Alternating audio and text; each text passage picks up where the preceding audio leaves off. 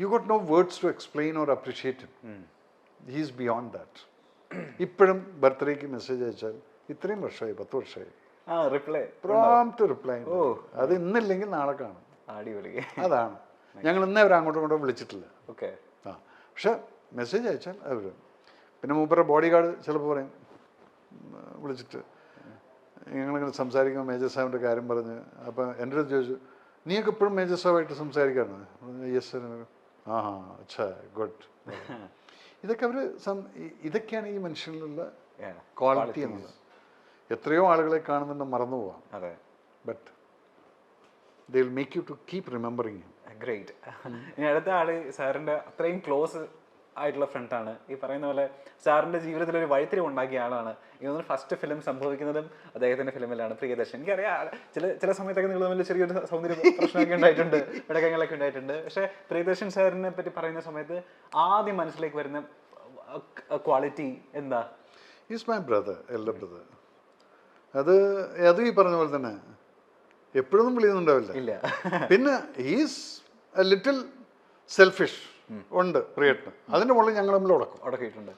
പ്രിയേട്ടൻ ആ ചെയ്ത് ശരിയായില്ല എന്ന് ഞങ്ങൾ നല്ല ഉടക്കായിരിക്കും. പക്ഷെ പിറ്റേ ദിവസം ഞങ്ങൾ മറന്നു പോകും. അതാണ് ഒരു റിയൽ ബ്രദർ എന്നുള്ളത്. പ്രിയേട്ടനെ കുറിച്ചിട്ട് ഞാൻ പ്രിയേട്ടനായിട്ട് വഴക്കുണ്ടാക്കും. പക്ഷെ നിങ്ങൾ വന്നിട്ട് പ്രിയേട്ടനെ കുറിച്ച് എൻ്റെ അടുത്ത് എന്തെങ്കിലും പറഞ്ഞു അടി ഉറപ്പാണ്. അതാണ് ഞങ്ങളുള്ള ബന്ധം. എനിക്ക് പറയാം, അത് ഞാൻ പറയുകയും ചെയ്യും. എന്നിട്ട് വല്ലവരും പോയി പറഞ്ഞാലും ഇറ്റ്സ് ഓക്കെ. ബട്ട് അത് പ്രിയേട്ടനായിട്ടുള്ള സ്ട്രെയിറ്റ് ആയിരിക്കും. പ്രിയേട്ട ആ ചെയ്ത് തെറ്റാണ്, മഹാബോറായി എന്നുള്ളത് ഞാൻ പറഞ്ഞിട്ടുണ്ട് ഒരു പ്രാവശ്യം. അപ്പോൾ ഒന്നും മിണ്ടിയതുമില്ല. അപ്പം അത് അറിയാം. അതാണ് പ്രിയേട്ടനായിട്ടുള്ള ബന്ധം. ഇതൊന്ന് കീർത്തി ചക്രം സംഭവിക്കാൻ തന്നെ റീസൺ പ്രിയേട്ടനായിട്ടാണ്. ചെറിയൊരു ഉടക്കുണ്ടാക്കുന്നത് ഇല്ല, നടക്കില്ല. ഇതേപോലെ ഞങ്ങൾ തമ്മിലൊരു സൗന്ദര്യപ്പണക്കത്തിൽ അങ്ങ് പോകുന്നു.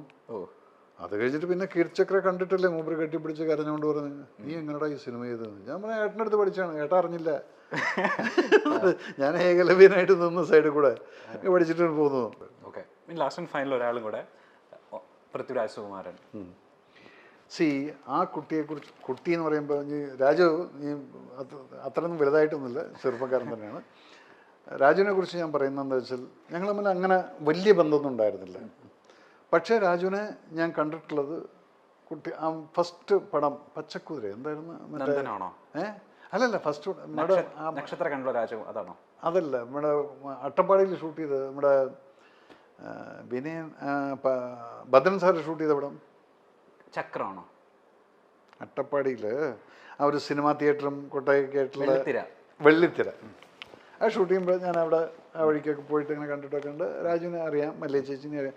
പിന്നെ ഇന്ദ്രജിത്തായിട്ട്, പിന്നെ അതുപോലെ തന്നെ നമ്മൾ ഇന്ദ്രജിത്തായിട്ട് പടം ചെയ്തിട്ടുണ്ട്. ഇങ്ങനെയൊക്കെയുള്ളൊരു ബന്ധമുള്ളൂ. പക്ഷെ രാജുവിനെ ഞാൻ കാണുന്നത്, കേട്ടതും, പിന്നെ ഇതിൽ അനാർക്കലി എന്ന പടം എല്ലാം കഴിഞ്ഞിട്ട് നമ്മൾ പടം ചെയ്യുന്ന സമയത്ത് കഥ പറഞ്ഞു.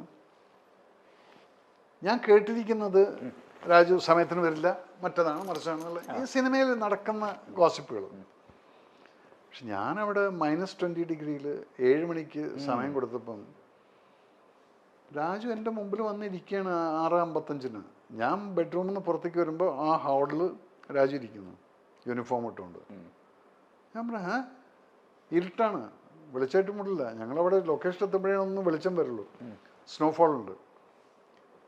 അപ്പം അവിടെ കണ്ടിരിക്കുന്നത് നിങ്ങൾ പറയുന്ന രാജു അല്ല അത്.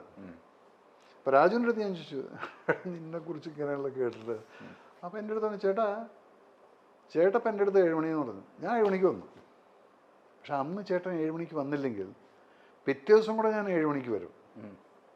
അന്നും ചേട്ടൻ 7 മണിക്ക് വന്നില്ലെങ്കിൽ അടുത്ത ദിവസം പ്രതീക്ഷിക്കണം, എനിക്ക് തോന്നുമ്പോൾ വരും. ഇതാണ് ഇവിടെ നടക്കുന്നത് ചേട്ടാന്ന് പറഞ്ഞു. 10 ദിവസം കൊണ്ട് ഞങ്ങൾ അവിടുത്തെ ഷൂട്ട് കഴിഞ്ഞു. പിന്നത്തെ 22 ദിവസത്തെ പടം തീർത്തു ടിക്കറ്റ് 43. അത് ബിക്കോസ് ഓഫ് ഹിസ് ഡിസിപ്ലിൻ. അതെന്താണ്, മിലിറ്ററി സ്കൂളിൻ്റെ ബാക്ക്ഗ്രൗണ്ട് ഉണ്ട്. മിലിറ്ററി സ്കൂൾ എന്ന് പറഞ്ഞാൽ സയൻസ് സ്കൂളിൻ്റെ ബാക്ക്ഗ്രൗണ്ട് ഉണ്ട്. ആ ഡിസിപ്ലിനുണ്ട്, പിന്നെ ആ ഡെഡിക്കേഷനും ഉണ്ട്. പിന്നെ ഡയലോഗ് കൊടുത്തു കഴിഞ്ഞാൽ ഭയങ്കര മെമ്മറിയാണ്. കേട്ടിട്ടുണ്ട്. 4 പേജൊക്കെ കൊടുത്തു കഴിഞ്ഞാൽ ബ്ലാക്ക് എന്ന് പറഞ്ഞാൽ നമ്മൾ എങ്ങനോട് എനിക്കറിയില്ല അത് പറയാം. അത് ക്ലീനായിട്ട് അങ്ങ് പറഞ്ഞു പോകും. അപ്പം എന്താ, ടൈം വേസ്റ്റ് ഇല്ല. Is a very professional guy. He has to go to high. ഇനി സർ ഇന്റർവ്യൂ അവസാനിപ്പിക്കുന്നതിന് മുൻപ് ഒരു കാര്യം, ഒരു അനാവശ്യ ക്യൂരിയോസിറ്റിയുടെ പുറത്ത് മാത്രം ചോദിക്കുന്നതാ. എനിക്കറിയാം ഈ ചെറുപ്പം തൊട്ടേ ഈ മിലിറ്ററി യൂണിഫോമിനോടൊക്കെ ഭയങ്കര അഭിനിവേശമുള്ള ഒരാളായിരുന്നു. മിലിറ്ററി ഫാമിലിയിൽ നിന്ന് വരുന്ന ഒരുപാട് പേര് പട്ടാളക്കാർ. അപ്പോൾ അന്നോട്ടേ പട്ടാളം എന്ന് പറയുന്ന ജോലി, മിലിറ്ററി ജോബ് അത്രയും സ്വപ്നം കണ്ട് നടന്നിരുന്ന ഒരാളാണെന്ന് എനിക്കറിയാം. പക്ഷെ എപ്പോഴെങ്കിലും ഇപ്പം എൻ്റെ മുൻപിലിരിക്കുന്നതും ആ കരിയറിൽ നിന്ന് തുടങ്ങിയതുകൊണ്ടാണെന്ന് എനിക്കറിയാം, എപ്പോഴെങ്കിലും ചിന്തിച്ചിട്ടുണ്ടോ ആ കരിയർ അല്ലായിരുന്നു എന്നുണ്ടെങ്കിൽ, ഞാനൊരു മിലിറ്ററി ഓഫീസർ അല്ലായിരുന്നെങ്കിൽ ജീവിതം എങ്ങനെ പോയേനെ എന്ന് ചുമ്മാതെങ്കിലും എപ്പോഴെങ്കിലും ഒഴിവ് സമയത്ത് ചിന്തിച്ചിട്ടുണ്ടോ? ഞാൻ അവിടെ ബിക്കം ദാവൂദ് ഇബ്രാഹിമായിട്ട് പോയിരുന്നുണ്ട്. ആണോ? അതെന്താണെന്ന് വെച്ചാൽ അങ്ങനെ ഒരു സംഭവം ഉണ്ടായി. ഞാൻ കരീം ലാല എന്ന് പറയുന്ന ഏറ്റവും വലിയൊരു സ്മഗ്ലർ, അദ്ദേഹത്തിനുമായിട്ട് ഞാനൊരു എൻകൗണ്ടർ ഉണ്ടായിട്ടുണ്ട്. അത് ഞാൻ ഹോട്ടലിൽ ജോലിക്ക് നിൽക്കുന്ന സമയത്ത്, എൻ്റെ അമ്മാവൻ്റെ ഹോട്ടലിൽ ജോലി നിൽക്കുന്ന സമയത്ത് ഇയാളും കുറച്ച് ഗ്യാങ് കൂടെ ചാപ്പാട് കഴിക്കാൻ വന്ന് അവർ ചാപ്പാട് കഴിച്ചിട്ട് പോകുന്ന സമയത്ത് പൈസ തരാത്തതിന് ഞാൻ ആ പിറകെ പോകുന്നതിന് കൗണ്ടറിൽ പിടിച്ചു. അപ്പം അന്ന് എൻ്റെ വെയിറ്റ് ഒരു 50 കിലോ ഒക്കെ കാണുമായിരിക്കും, അത്രയേ ഉള്ളൂ, ഒരു ഞരമ്പ് പോലെ സാധനം. പക്ഷെ അത് പിടിച്ചിട്ടായാലും അപ്പോഴത്തേക്കും ഹോട്ടലുകാരെല്ലാം വന്നിട്ട് ബഹളമായി. പിന്നെ കുറച്ച് കഴിഞ്ഞപ്പോൾ ഈ മനുഷ്യൻ തിരിച്ചു വന്നു.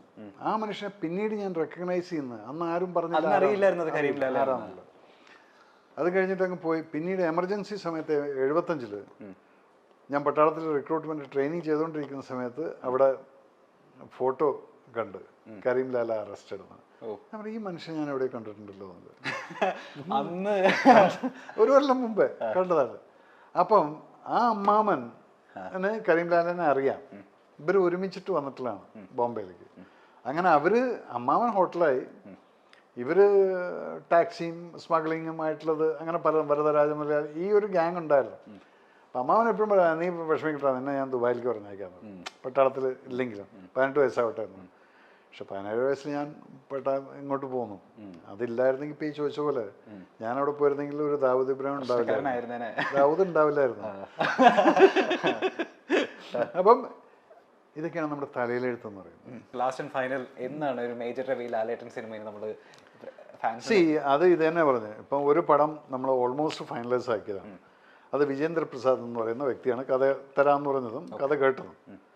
ഞാൻ ലാലേട്ടന് ഫൈനലി അഡ്വാൻസ് കൊടുക്കാൻ പോകുന്നതിന് മുന്നേ വിജേന്ദ്ര പ്രസാദ് സാറിൻ്റെ അടുത്ത് പോയിട്ട് കഥ ഞാൻ പറഞ്ഞു, എനിക്കത് 1 ലൈനായിട്ട് പേപ്പറിൽ തരണം എന്ന് പറഞ്ഞു. അപ്പം ഇല്ല, അന്നൊക്കെ ചൊല്ലുന്നത് അതുതാൻ കഥ, അപ്പോൾ എവിടെ എഴുതി, അത് നീങ്ക എഴുതണം എന്ന് പറഞ്ഞു, എൻ്റെ അടുത്ത് എഴുതണം. അപ്പം ഞാൻ പറഞ്ഞു, സാറെന്താ ചെയ്യാന്ന് ചോദിച്ചു. ഇല്ല, ഇതിനാണ് സാർ ഈ 1.5 കോടി വാങ്ങിച്ചിരിക്കുന്നത് ചോദിച്ചു. ഞാൻ മൊത്തം വയ്ക്കുകയും ചോദിച്ചു.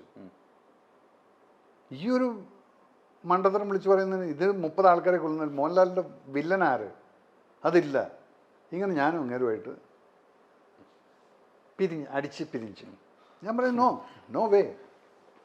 കാരണം ഇനി ഞാൻ മോഹൻലാലിനെ വെച്ചിട്ടൊരു പടം ചെയ്യുകയാണെങ്കിൽ എനിക്ക് കൺവിൻസ് ആയിട്ട് yes this can be A hit എന്ന് പറയുമ്പോൾ മാത്രമാണ് ഞാൻ ചെയ്യുക. അങ്ങനെയാണ് വിജയേന്ദ്ര സാറിൻ്റെ അടുത്ത് പോയത്, കിട്ടിയതും. പക്ഷെ അവർ എഴുതാൻ തയ്യാറല്ല.